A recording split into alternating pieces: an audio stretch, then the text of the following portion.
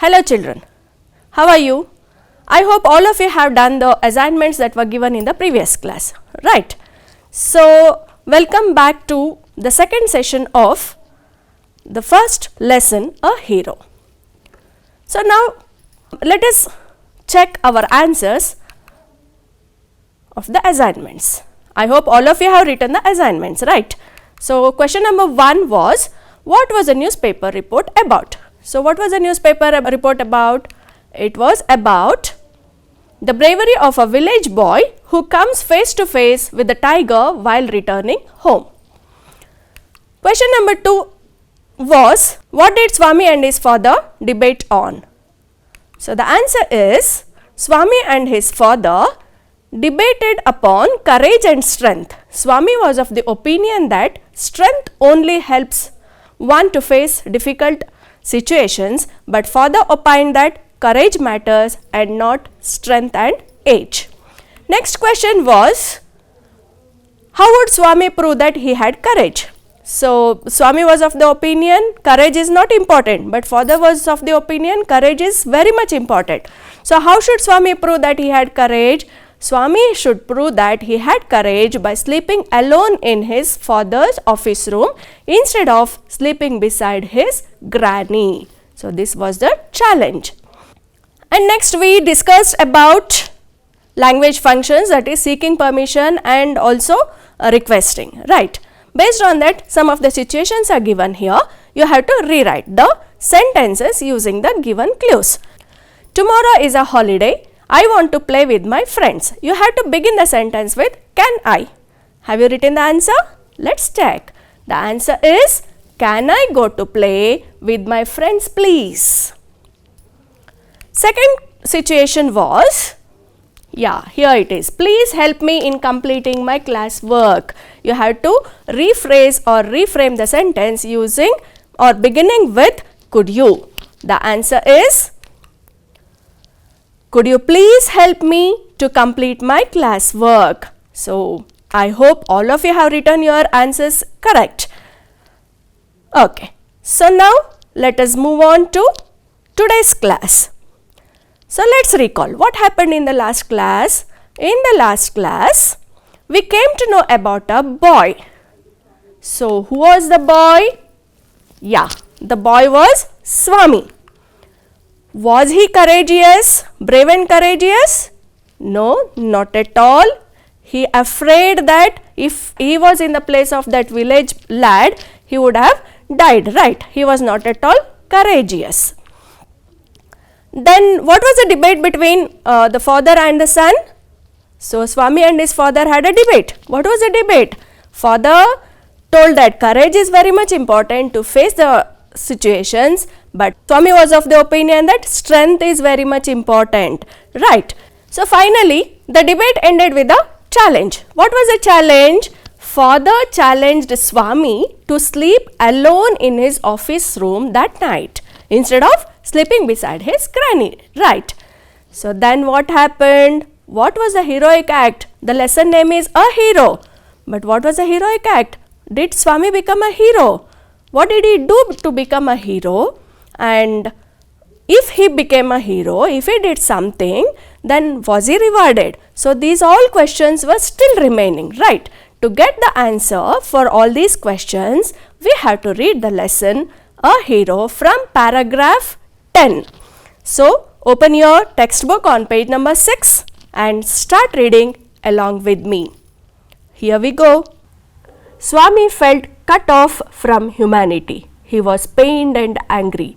He did not like the strain of cruelty he saw in his father's nature. He hated the newspaper for printing the tiger story. He wished that the tiger had not spared the boy, who didn't appear to be a boy after all, but a monster. As the night advanced and the silence in his house deepened, his heart beat faster. He remembered all the stories of devils and ghosts he had heard in his life. How often his chum Mani had seen the devil in the banyan tree at his street end. And what about poor Munisami's father, who spat out blood because the devil near the river's edge slapped his cheek when he was returning home late one night. And so on and on his thoughts continued. He was faint with fear. A ray of light from the street lamp strayed in and cast shadows on the wall. Through the stillness, all kinds of noises reached his ears. The ticking of the clock, rustle of trees, snoring sounds, and some vague night insects humming. He covered himself so completely that he could hardly breathe. Every moment he expected the devils to come up to carry him away. There was the instance of his old friend in the 4th class who suddenly disappeared and was said to have been carried off by a ghost to Siam or Nepal. Swami hurriedly got up and spread his bed under the bench and crouched there.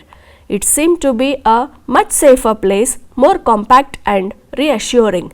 He shut his eyes tight and encased himself in his blanket once again, and unknown to himself fell asleep, and in sleep was racked with nightmares. A tiger was chasing him. His feet stuck to the ground. He desperately tried to escape, but his feet would not move. The tiger was at his back, and he could hear its claws scratch the ground, scratch, scratch, and then a loud thud. Swami tried to open his eyes, but his eyelids would not open, and the nightmare continued. It threatened to continue forever. Swami groaned in despair.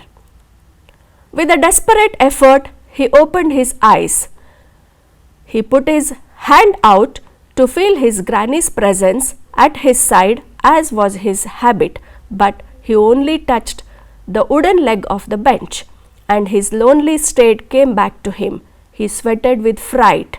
And now, what was this rustling?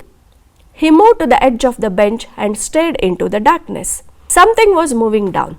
He lay gazing at it in horror. His end had come. He realized that the devil would presently pull him out and tear him, and so why should he wait?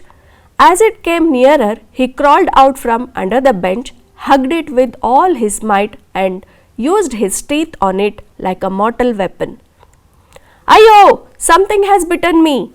went forth an agonized, thundering cry, and was followed by a heavy tumbling and falling amidst furniture. In a moment, father, cook, and a servant came in carrying light, and all three of them fell on the burglar, who lay amidst the furniture with a bleeding ankle. Congratulations were showered on Swami next day. His classmates looked at him with respect, and his teacher patted his back. The headmaster said that he was a true scout. Swami had bitten into the flesh of one of the most notorious housebreakers of the district, and the police were grateful to him for it. The inspector said, "Why don't you join the police when you are grown up?" Swami said, for the sake of politeness, certainly yes, though he had quite made up his mind to be an engine driver, a railway guard, or a bus conductor later in life. When he returned home from the club that night, father asked, "Where is the boy?" "He is asleep." "Already?" "He didn't have a wink of sleep the whole of last night," said his mother. "Where is he sleeping?" "In his usual place," mother said casually. "He went to bed at 7:30. "Sleeping beside his granny again?" Father said. "No wonder. He wanted to be asleep before I could return home. Clever boy." Mother lost her temper. "You let him sleep where he likes. You needn't risk his life again." Father mumbled as he went in to change. "All right, mollycoddle and spoil him as much as you like. Only don't blame me afterwards." Swami, following the whole conversation from under the blanket, felt tremendously relieved to hear that his father was giving him up. Okay, so now we have read the lesson. While reading the lesson, we came to know about a variety of new words, right? A list of new words were there in the lesson. So let us know the meaning of all those words, right? So they are difficult and they made it difficult for you to understand the lesson clearly. So you have to take the help of a dictionary, right? So now let us know the meaning and usage of those words. The first word was cut off. Swami felt he was cut off from humanity, right?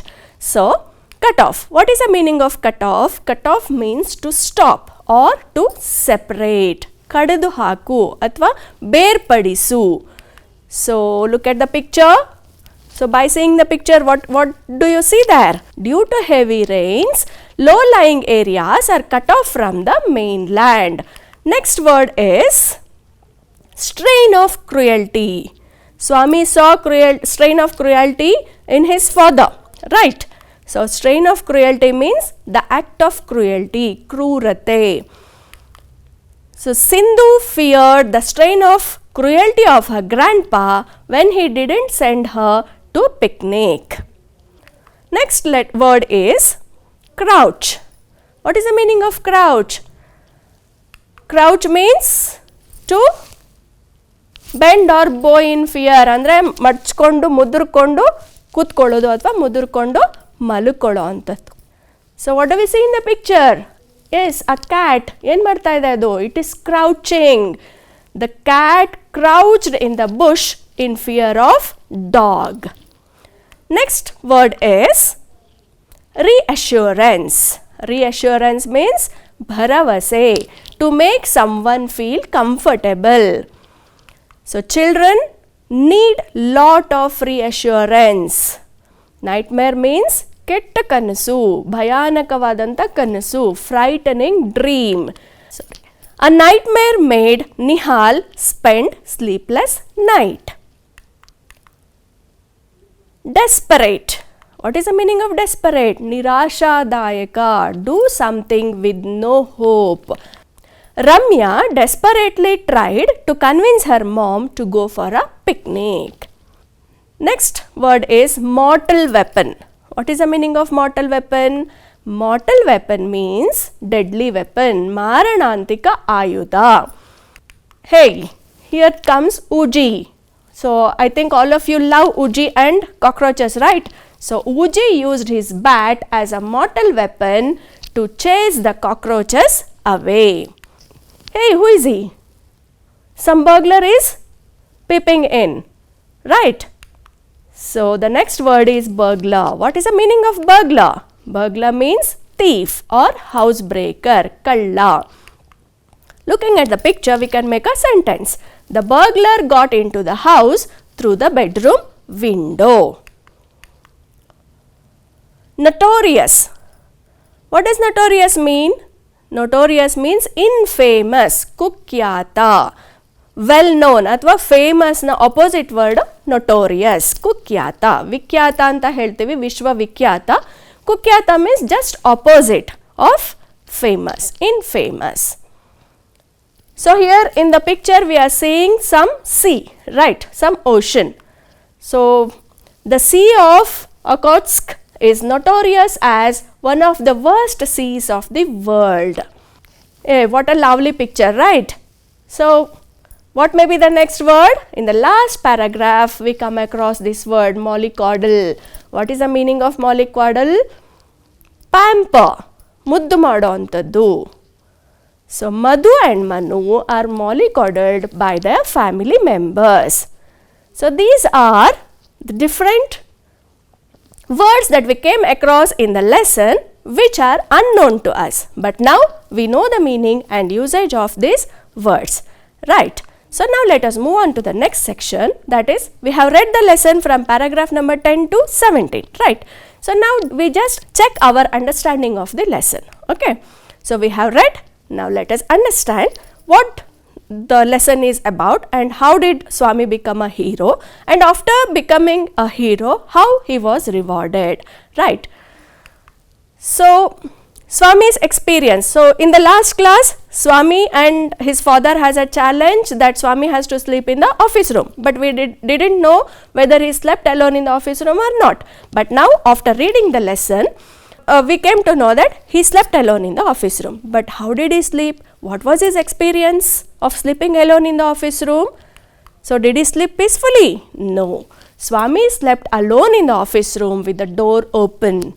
As night advanced and silence deepened the house, Swami recalled the stories of devils and ghosts he had heard from his friends. So, he recalled the stories of devils and the ghosts he heard from his friends. So, he couldn't sleep peacefully at all. Next, Swami finds a safer place to sleep. Which was that safer place?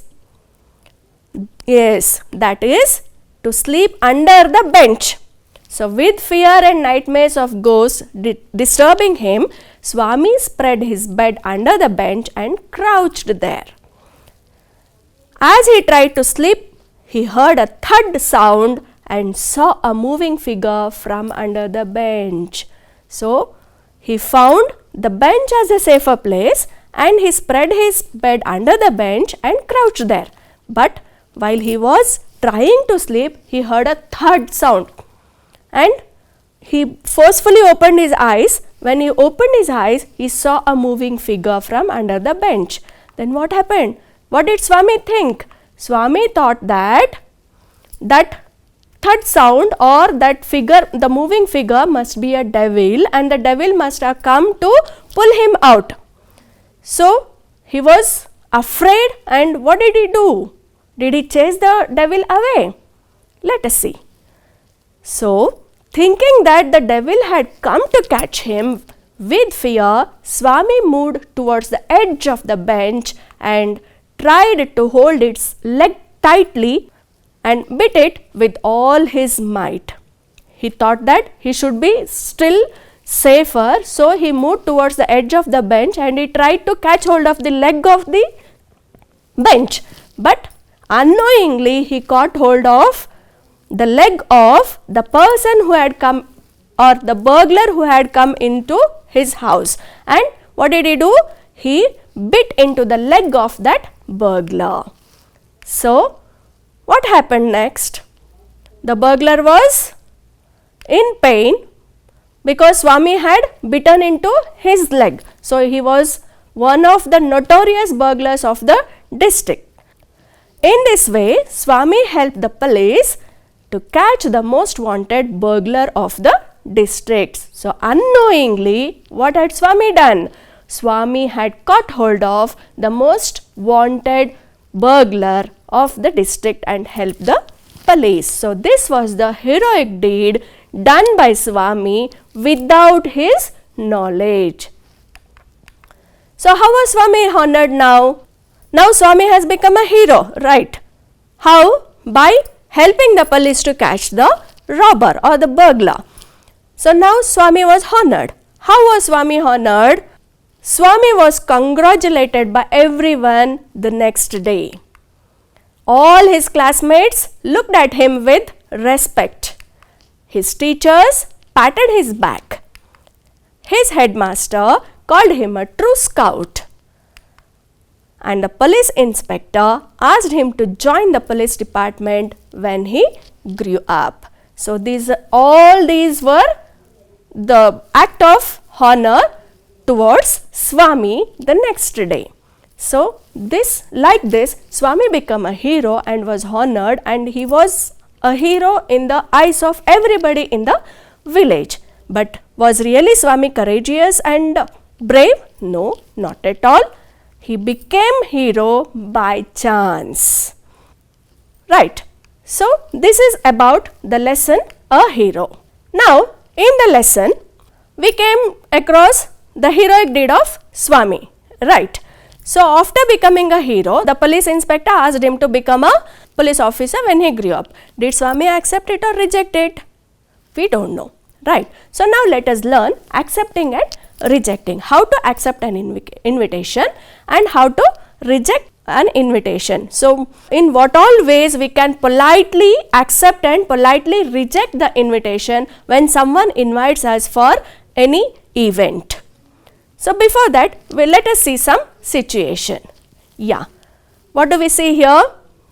Here Nidhi has come to the park to meet her friends. So she is asking, "Hi, how are you guys? Are you free on Saturday?" So Raju is asking, "Hi, what's the matter, Nidhi?" So Nidhi tells, "Hey, it's my birthday. I want all of you to join my birthday party." "Really? I'd love to join." "At what time?" "At 4 o'clock. Then what is Manu's answer? "I too love to join, but I am going to my grandparents' place with my parents. Sorry, I can't come to your birthday party." So here Raju has accepted Nidhi's invitation, but Manu has rejected the invitation in a polite way, quoting the reasons. So what happened to Nidhi? Nidhi felt very bad. "Too bad, I miss you a lot." Then what is Raju's answer? "Thanks a lot for inviting." So this is about accepting and inviting. You have just seen how Raju accepted Nidhi's invitation and how Manu politely, quoting the reasons, rejected Nidhi's invitation. So while accepting invitations, what all the words we can use, what all the phrases we can use while accepting invitations? We can accept the invitation by saying, "Great, I too want to join." "Sounds great." "Good idea." "Sure, I'd love to." Here in the previous story also, Raju accepted the invitation by saying, "I'd love to join," right? And then, "I'd be delighted." "That would be fun." "Why not?" "Cool." "Count me in," or "count on me." So these are the ways of accepting invitation with joy and wholeheartedly. Next, how can we reject invitations or refuse the invitation in a polite manner? So we can say, "Sorry, I can't. Maybe next time." Or we can say, "Sorry, I have other plans." "I'm afraid I have to work." "Sorry, I have to study." So you can refuse invitation politely by saying sorry and also by quoting the reason. So these are some of the ways of refusing invitation. Another way is, "Sorry, but it's too far. I want to come, but it is too far from my home." So like this also you can tell. So now let's write something. We came to know about the meaning and usage of difficult words. We comprehended the lesson and we learned how to accept and refuse an invitation. Now let's write something. What shall we write? We shall write profile writing. So profile writing means, what is it? Vyakti chitra, Vyakti chitrana. Where do we come across this profile writing? At the end of each lesson in the poem, you will read a section that is about the poet, about the author, right? Kavi Kriti Parichaya in Kannada, right? So in the same way, profile writing, it is not exactly Kavi Kriti Parichaya, it is about the details of a famous personality, about his birth, about his education, about their achievements and about the awards they have received. So profile writing includes everything, every details of the famous personalities. So to take as an example, we have read about R.K. Narayan in this lesson, and in the previous class when we read the poem Grandma Climbs a Tree, we came to know about Ruskin Bond, right? While knowing about R.K. Narayan and also about Ruskin Bond, what did we study? We came to know about their date of birth, their place of birth, their famous works, notable works, and then their education and also the awards they have received, right? So now let us know something about Rabindranath Tagore through this video. Let us have a glance on the brief essence of life of a great Indian poet, a great philosopher, and a noteworthy Nobel Prize laureate, Rabindranath Tagore. Rabindranath Tagore was popularly known as Kavi Guru Gurudeva, and by many other names. He was born on the 7th of May in the year 1861 in the city Calcutta in the state West Bengal under the British Presidency. He was the 13th son of Debendranath Tagore and his wife Sharada Devi. He was a great poet and a great philosopher. He wrote many stories, noteworthy novels, memorable poems, and very entertaining dramas. In the year 1901, Tagore founded an experimental school in rural West Bengal at a place called Shanti Niketan, where he sought to blend the best in Indian and Western traditions. Children enjoyed a unique way of learning here.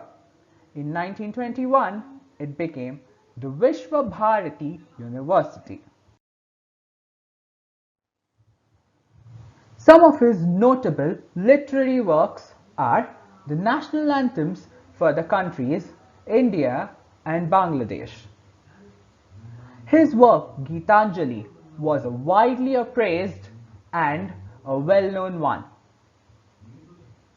And another work of his, known as the Rabindra Sangeet, is an adorning jewel in the bejeweled crown of literature of Rabindranath Tagore.